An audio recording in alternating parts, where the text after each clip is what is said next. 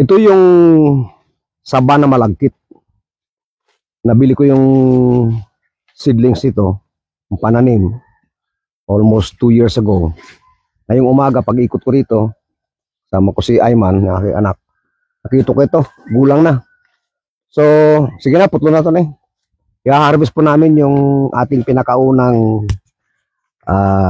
saba na malagkit variety na nabili ko sa isang farmer sa Kalunasan lang. Kanina ko. Ano? Ano siya, di ba? O, siyempre, mahulog mo na siya. Okay, so i-harvest po natin. Puputulin natin. Nak, alis yan. Baka mahulugan ka dyan. Ha?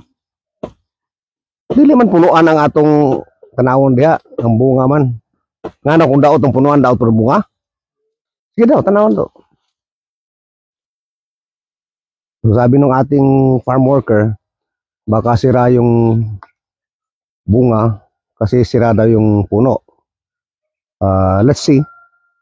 Nakikita natin yan. Pagbaba ng ating bunga. Ayun, inakyat na niya.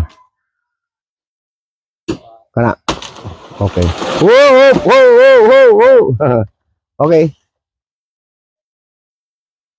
Alalay. Okay. Whoop. Alalay. Sige daw. I-verify nato kung tinuod tong sulti ni mo nga kung daot ang trunk, ang tunga. Bigyan mo ang isang kwan. Ha? Bigyan mo ang isang puno. Isang piraso. Kaya putulin mo daw.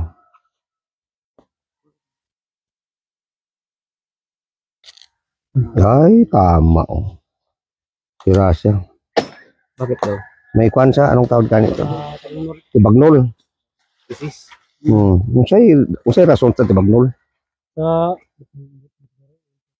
Kulang abono? Kurang. Ito, ginabunuhan mo naman, sir? Ha? Ginabunuhan mo.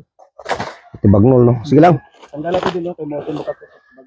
Kung bahala din, no? So may tibagnol. Ang tibagnol dyan yung gitna niya may itim. Ewan ko, mapakinabangan pa natin. Tanan na siya. May mga pele, ano, sir? Ha? May mga pele, ano? Sige daw. Okay. So, experts ng saging. Anong pang tanggal sa tibagnol?